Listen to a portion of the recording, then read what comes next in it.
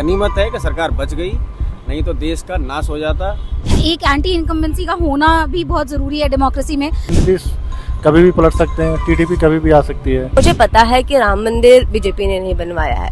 उनका जो 400 पार का दावा था वो तो नहीं हो पा रहा है। अब सत्ता में तो बीजेपी ही आएगी।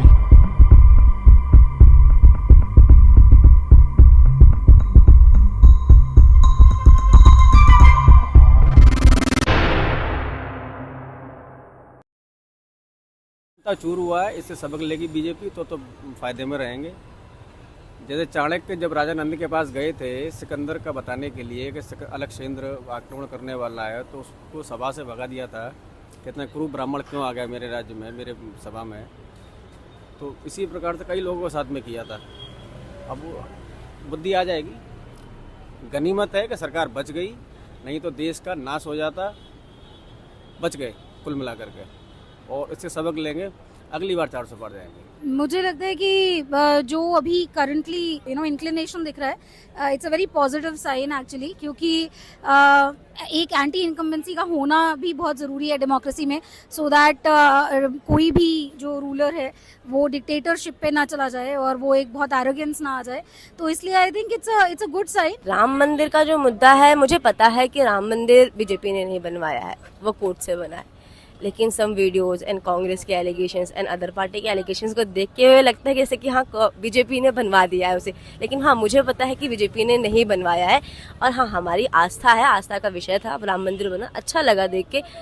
तो वो चीज़ अलग डिफरेंट है, क्योंकि बीजेपी ने नहीं बनवाया और उसके लिए मैंने बीजेपी को वोट भी नहीं दिया है। ईवीएम के रोना रोने वाले विपक्ष नेताओं को जो है अब जनता से माफ़ी मांगना चाहिए। और चुनाव आयोग पे जो सवाल उठाते थे कि जो है सब ये खेल गलत खेला हो रहा है, ईवीएम के साथ में उलटफेर करती है बीजेपी, उन नेताओं को अब माफ़ी मांगना चाहिए। और बीजेपी को भी सबक सीखना चाहिए इस बहुमत को देख करके कि जो कांग्रेस काम करती है अपने लोगों के लिए और एक विशेष वर्ग के लिए, वो काम बीजेपी को भी सत्ता में रहने पर करना चाहिए। ये सब चीज़ें कांग्रेस से बीजेपी को सीखना चाहिए। जो हमारे मोदी साहब है वो हमारे संग ज़्यादा कोई भी हेल्प नहीं करना चाहते।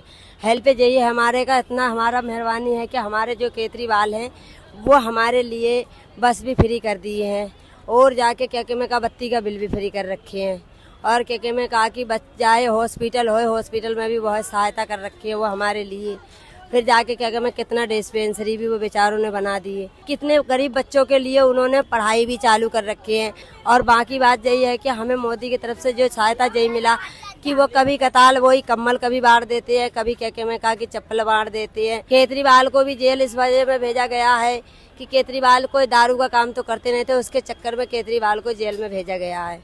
मोदी ने भेजवाया है जेल में उनके लिए। अब सत्ता में तो बीजेपी ही आएगी। बीजेपी इसलिए क्या है कि देखिए बहुमत के आसपास तो बीजेपी पहुंची गई है, कुछ सीटें कम हैं, और जो अलायंस पार्टियां हैं उसके साथ में, जैसे नीतीश हो गया, टीडीपी हो गया, ये लोग अभी साथ में। बाद में कुछ भी हो सकता है, क्योंकि नीतीश कभी भी पलट सकते हैं, टीडीपी कभी भी आ सकती है। तो ये सरकार चले 5 साल, इस बात की कोई गारंटी नहीं है। राम मंदिर अगर मुद्दा रहता है तो अयोध्या वाली सीट बीजेपी नहीं हारती। वक्फ बोर्ड 2 बार बीजेपी को मौका मिला और उसको हटा नहीं पाए, ये भी एक खुशी का वजह है। इतने कम सीट आने का एक रीजन ये भी है। जनसंख्या नियंत्रण कानून बीजेपी ने न ला पाई 2 बार सत्ता में आने के बावजूद भी, ये भी एक निगेटिव का वजह है।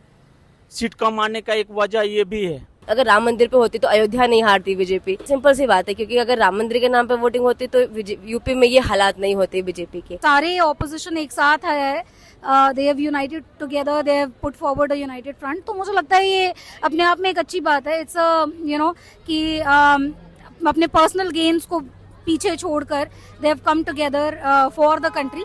एंड अगर वो जीत रहे हैं इस वक्त, तो आई थिंक ये एक आगे एक पॉजिटिव साइन देगा हमारी फ्यूचर गवर्नमेंट्स को भी। उनका जो 400 पार का दावा था वो तो नहीं हो पा रहा है, क्योंकि 400 पार मतलब बहुत सोचे थे कि 400 पार हो जाएगा, लेकिन 400 पार नहीं हो पा रहे।